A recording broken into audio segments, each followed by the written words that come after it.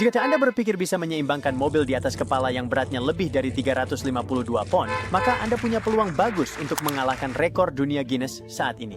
John Evans dari Inggris, yang memegang rekor tersebut, menemukan bahwa ia memiliki kekuatan super saat bekerja sebagai tukang batu. Pada usia 17 tahun, ia bisa menahan 24 batu bata di atas kepalanya. Bertahun-tahun kemudian, ia mulai menyeimbangkan lemari es, mesin pengaduk semen, tong bir, dan benda-benda lain di atas kepalanya untuk mengumpulkan uang bagi amal. Ia berhasil menahan sebuah mobil mini di atas kepalanya selama 33 detik pada tahun 1999. Jika terjadi kesalahan sedikit saja, nyawanya bisa melayang. Butuh waktu 2 tahun bagi pemecah rekor berbahaya lainnya, Michel Lotito, untuk memakan sebuah pesawat terbang. Ia memotong pesawat itu dengan gergaji listrik menjadi potongan-potongan kecil, lalu menelannya satu persatu dan meneguknya dengan minyak mineral serta banyak air. Sebelum kamu mencoba memecahkan rekornya, kamu harus tahu bahwa ia memiliki kondisi khusus yang membuatnya mengidam dan memakan benda-benda yang bukan makanan.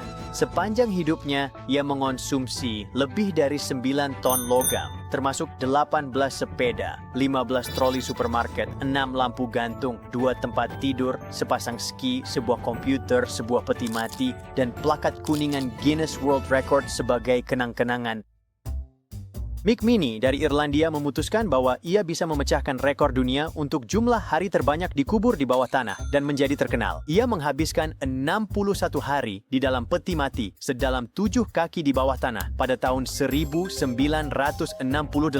Setiap hari, Mick bangun pukul 7 pagi, melakukan push-up, lalu sarapan dan membaca koran. Ada 2 pipa yang menonjol dari rumah sementaranya untuk makanan, ventilasi, serta untuk tetap berkomunikasi dengan orang-orang di atas. TV di seluruh dunia, radio, dan surat kabar meliput petualangannya. Tetapi tidak ada seorang pun dari Guinness Book of Records yang hadir saat ia muncul kembali ke permukaan. Mungkin mereka menganggapnya terlalu berbahaya, sehingga ia tidak pernah tercatat di buku tersebut. Ciuman terlama yang pernah tercatat berlangsung selama 58 jam dan 35 menit.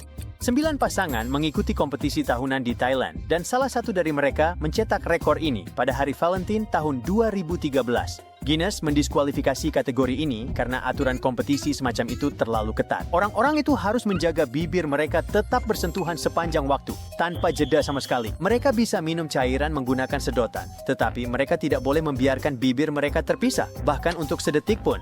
Mereka harus tetap terjaga dan berdiri sepanjang waktu, dan bahkan jika mereka perlu ke kamar mandi, mereka harus tetap berciuman. Untuk membuatnya lebih aman, mereka mengganti kategori ciuman terlama dengan kontes baru bernama Maraton Ciuman Terlama, dengan jeda singkat untuk istirahat, makan, dan bahkan tidur. Pada tanggal 14 Oktober 2012, 8 juta orang menyaksikan secara langsung saat penerjun payung asal Austria, Felix Baumgartner, memecahkan 8 rekor dunia dan menembus penghalang suara. Ia lepas landas dari Roswell, New Mexico menuju ke tepi angkasa. Dia sampai di sana dengan menaiki balon terbesar yang pernah dinaiki manusia, setinggi patung Liberty saat mengembang penuh.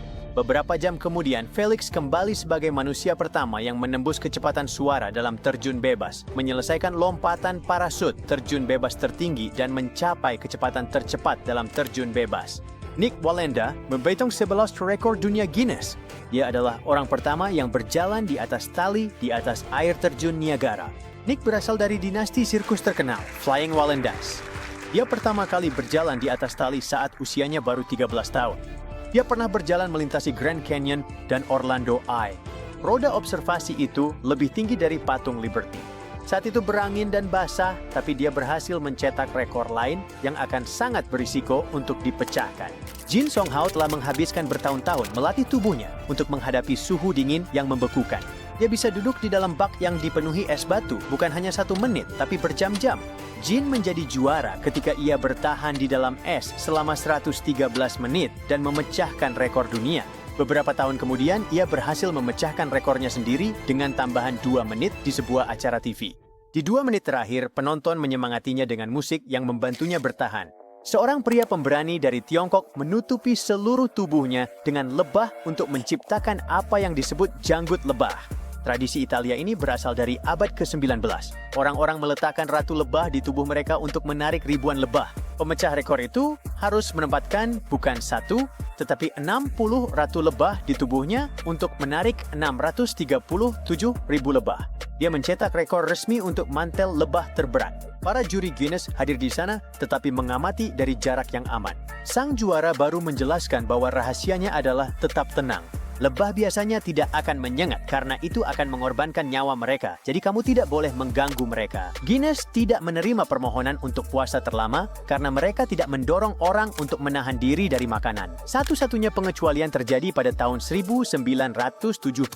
Angus Barbieri bertahan hidup tanpa makanan selama 382 hari. Dia berusia 27 tahun dan memiliki berat 465 pon ketika ia memulai program puasa singkat di rumah sakit.